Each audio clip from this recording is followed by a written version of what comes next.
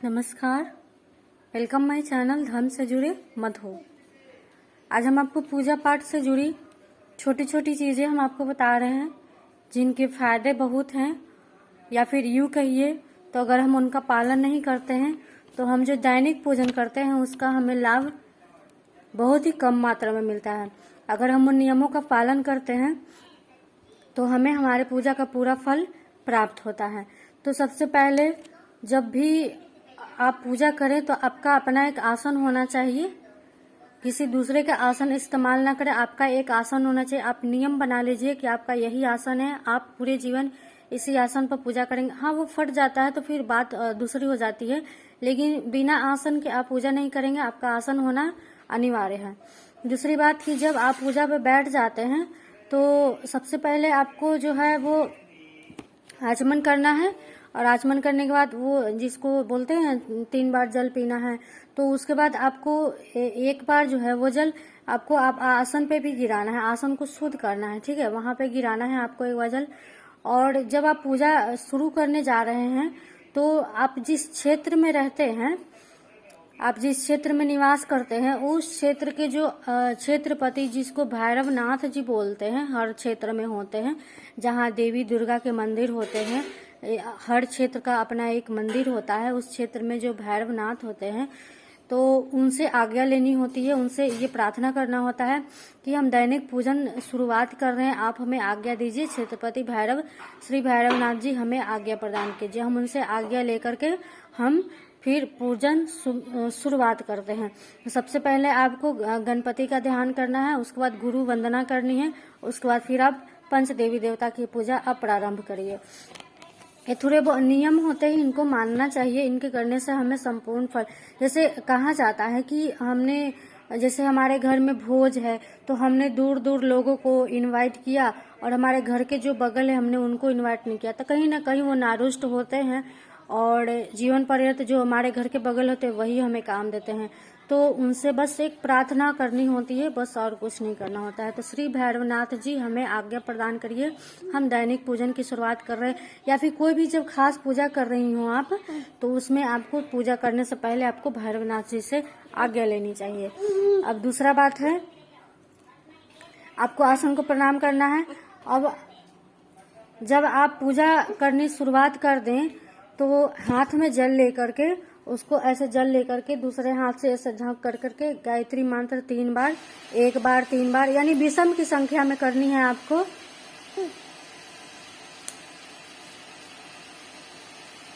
विषम की संख्या में करनी है, सम संख्या में नहीं होती है। कोई भी पूजा पाठ जो होती है वो सम संख्या में नहीं होती है, विषम संख्या में होती है। किसी भी प्रकार की जब नंबरों की बात आ जाती है तो विषम संख्या का यूज होता है। तो 3 बार 5 बार 7 बार लेनी है, और ले करके आपको ऐसे क्लॉकवाइज, ठीक है, क्लॉकवाइज आपको ऐसे आपको चारों तरफ पानी को घुमा देना है, जो जल होगा उसको घुमा देना है। एक तरह से एक सुरक्षा चक्र बन जाता है हमारा। अगर आप इस चीज को नियमित रूप से दिन प्रतिदिन अगर सुबह और शाम में करते हैं तो एक प्रकार से आप गायत्री मंत्र के सुरक्षा में रहते हैं 24 घंटे। ऐसा नहीं है कि आज कर लिए तो हम नहीं, इसको जीवन में अपनाना होता है, एक नियम बनाना होता है। शुरुआत में पूजा करने से पहले आपको गायत्री मंत्र का एक सुरक्षा कवच लगाना होता है। अब एक और बात है कि गायत्री मंत्र जो होता है वो, जैसे शास्त्रों में ऐसा निमित्त है, पहले के लोग बोलते थे गायत्री मंत्र स्त्रियों को नहीं जपना चाहिए, लेकिन अब जो है वो लोग खास करके इस चीज का लोग विद्रोह कर रहे हैं कि आखिर क्यों नहीं जपना चाहिए, स्त्रियों को इतना स्त्रियों के साथ इतना पक्षपात क्यों कर रहा है। तो देखिए इसके पीछे बहुत से तर्क हैं, लेकिन एक बात मैं अभी आपको बताना चाहती हूँ। देखिए गायत्री मंत्र इक्वल टू सूर्य, ये आप सब जानते हैं कि गायत्री मंत्र जो है उसमें इतनी ऊर्जा है जितनी कि सूर्य देवता में है। तो गायत्री मंत्र में इतनी ऊर्जा है, ठीक है, तो ये पुरुषों के हित में है। ये जो ऊर्जा है ये पुरुषों के हित में है, स्त्रियों के हित में नहीं है। हाँ, 1 3 5 7 की संख्या में करने से ज्यादा नुकसान नहीं होता है, लेकिन अगर इसकी संख्या बढ़ जाती है, आप 1 माला 2 माला 3 माला 4 माला, मतलब इस तरह से जब आप करते हैं तो ये सबसे पहले इसमें इतनी तेज है, इस मंत्र में इतना तेज है कि ये जो होता है ये सीधे हमारा जो गर्भ स्थान होता है ये उस पे प्रभाव देता है। तो देखिए, अगर आप जपना चाहते हैं, ठीक है, गायत्री मंत्र आपको जपना है तो एक उम्र होने के बाद इसको जपा जा सकता है, ठीक है। एक संख्या में एक उम्र होने के बाद इसको जपा जा सकता है। लेकिन वही एक कुमारी कन्या है या फिर एक नवविवाहित स्त्री है या फिर जो एक तरह से जो मतलब जिसको मासिक चक्र के जो नियम में अभी बंधे हुए हैं यानी 30-40 की उम्र तक है, उनको ये नहीं जपना है, ठीक है। थोड़ी बहुत चल सकती है, 1 2 3 संख्या में मतलब चल सकता है, लेकिन इसकी संख्या अगर ज्यादा होने लगती है तो उसका जो है वो प्रभाव जो है वो हमारे शरीर पर दिखने लगता है। तो इस चीज से बचना चाहिए। गायत्री मंत्र जो है वो पुरुषों के लिए स्त्रियों के हित में नहीं है, वो कहीं ना कहीं जो है वो हमारे गर्भ को नुकसान पहुंचाता है। जैसे देखिए, अभी आप तो नहीं समझ सकते लेकिन मैं समझ सकती हूँ। जैसे जन्म कुंडली में होता क्या है कि जन्म कुंडली में जब 5वां भाव जो होता है वो संतान का भाव होता है, ठीक है। अगर वहां पे उस संतान भाव में सूर्य बैठा हो या फिर मंगल बैठा हो, मंगल भी उतना ही तेज है, तो वो जब दोनों ग्रह बैठे हो या फिर उनकी 7वीं दृष्टि जब संतान भाव पे पड़ती है, तो जब पड़ती है और वो सूर्य और मंगल जो है वो युवा अवस्था में होते हैं तो वो गर्भपात कराने का काम कर देते हैं। कहीं ना कहीं उनकी जो दृष्टि होती है वो गर्भपात करा देती है, तो संतान जो है वो थोड़ी विलंबित से होती है या फिर गर्भ नहीं ठहरता है। तो इसका सीधा जो है वो मतलब यहीं से निकाला जा सकता है। आप बस इतना ही समझ जाइए। इस पर आप अगर गहन अध्ययन करेंगे तो बहुत सारी चीजें निकलेंगी। मैं कितना आपको बताऊं फिर वो पूरा दिन मुझे बताने में लग जाएगा। तो बस आप इतना ही जान लीजिए, मैं खुद कुंडली बना रही हूँ तो मैं इधर उधर की बातें सुनकर आपको नहीं बता रही हूँ। जो मैं देख रही हूँ, जो मुझे अनुभव मिल रहा है वो मैं आपको बता रही हूँ। तो कभी भी गायत्री मंत्र जो है वो कभी भी कुमारी कन्या को तो बिल्कुल नहीं, कुमारी कन्या को तो बिल्कुल भी नहीं। 1 3 की संख्या में चल सकता है, और जो नवविवाहिता है, जो संतान उत्पत्ति के मार्ग पर है, उनको ये बिल्कुल भी भूल कर भी नहीं करना चाहिए। और ये इसमें इतनी तेज है कि इसमें मतलब एक तरह से बुद्धि को तेज तो करता ही है। कहीं ना कहीं वो कभी कभी जो होता है, जब किसी चीज पर जब आप तेज लाइट फोकस करेंगे तो उसकी क्या दशा होगी आप खुद समझ जाइए। तो ये एक उम्र होने के बाद इसे जपा जा सकता है, लेकिन अभी नहीं। ये मेरा भी मानना है, और जो शास्त्रों जो हैं, जो शास्त्राकार हैं, जो विद्वान हैं, उनका भी यही मानना है। तो चलिए हम आगे चलते हैं। हम तो देखिए, हवन भी नहीं करना है। 1 3 की संख्या में हवन किया जा सकता है, लेकिन अगर ज्यादा, जैसे मैंने वट सावित्री को लेकर के बताया है कि आप 1 3 की संख्या में हवन डाल सकते हैं, लेकिन इसके पीछे भी देखिए कारण क्या है।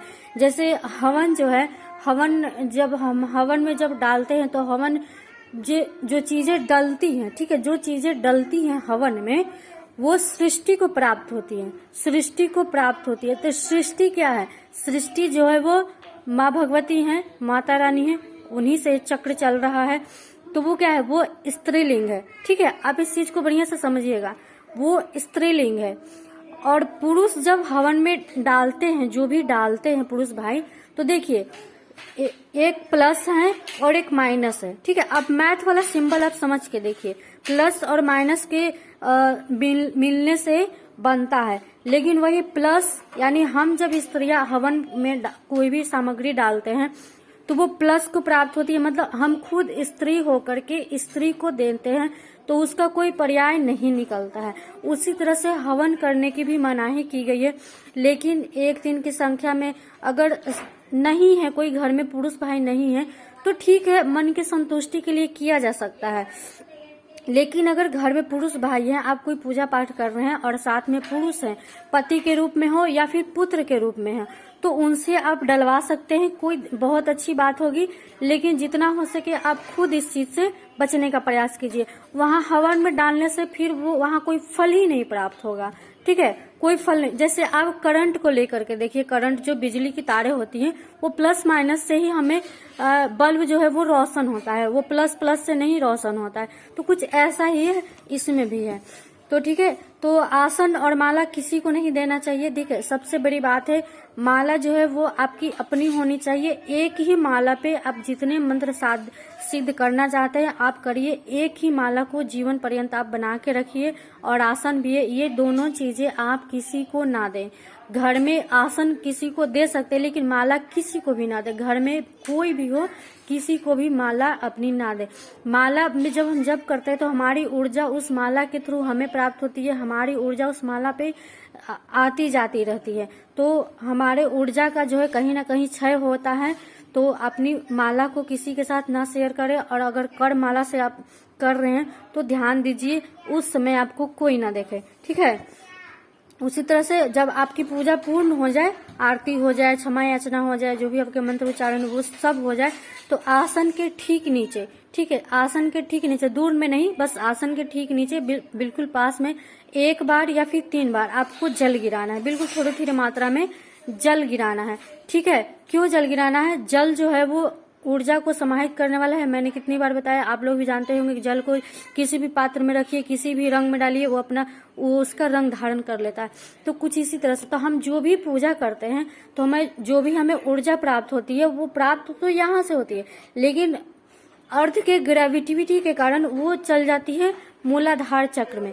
तो मूलाधार चक्र के ठीक नीचे हमारा आसन होता है। तो उसी आसन पे हम थोड़ा सा जल गिरा करके, और ठीक नीचे से हम मूलाधार चक्र से लेकर ऊपर आते आते यहाँ पर हम जैसे 7 बार, यहाँ पे एक बार ऐसे करके मूलाधार चक्र पे लगाए, फिर नाभि पे, फिर यहाँ पे पेट पे, फिर यहाँ पे अपने हृदय के पास, फिर कंठ के पास, फिर यहाँ मस्तक जो है यहाँ पे, और फिर यहाँ पे सहस्त्राचल। नीचे से आपको ऊपर जाना है, ना कि ऊपर से नीचे जाना है, ठीक है। नीचे जो हमारा ऊर्जा जो एकत्रित हुआ है पूजा करते समय, जो हमारी ऊर्जा एकत्रित हुई है, उसको आपको बारी बारी से उठाना है, जल के साथ उठा करके, और अपने यहाँ पे आज्ञा चक्र और सहस्त्रार चक्र तक लाना है। इसको आप दैनिक जीवन में अपना लीजिए, इसके बहुत ही अच्छे परिणाम हैं। मैं महसूस करती हूँ, मैंने महसूस कर रहा है, तभी मैं आपको बता रही हूँ। मैं इधर उधर से सुन करके, जैसे आप लोग देखते होंगे बहुत सारे यूट्यूब पे बहुत सारे वीडियो बने, ये उपाय कीजिए, ये ऐसा होगा, रातों रात करोड़पति। कहाँ से होगा? एकाएक से कोई चमत्कार थोड़ी है, कोई चमत्कार नहीं है, ये सच्चाई है। धर्म में ये नियम करने से होता है, नियम से एक लिमिट संख्या में करते हैं तभी हमें इसका फल प्राप्त होता है, रातों रात।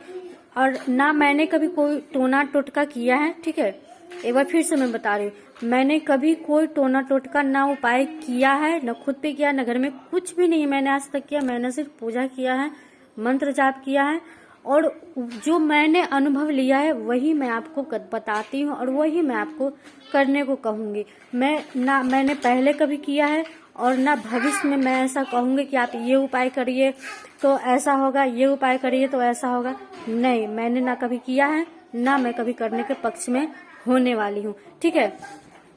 तो जब संख्या, और हाँ देखिए सबसे बड़ी बात कि मान लीजिए आज आपने 108 मंत्र जाप किया है, ठीक है, आज आपने 108 बार मंत्र जाप किया है, और कल आपके पास टाइम नहीं है, आप बहुत जल्दी में हैं, तो आप सोच रहे हैं कि मैं 11 बार ही करके उठ जाती हूँ, 21 बार ही करके उठ जाते हैं, या फिर 51 बार करके उठ जाते हैं, या फिर नहीं भी करते हैं, कोई दिक्कत नहीं है। तो नहीं, यहाँ पे अगर आप ऐसी स्थिति करते हैं तो यहाँ पे एक न्यूना अधिक दोष होता है, वो हमें लग जाता है।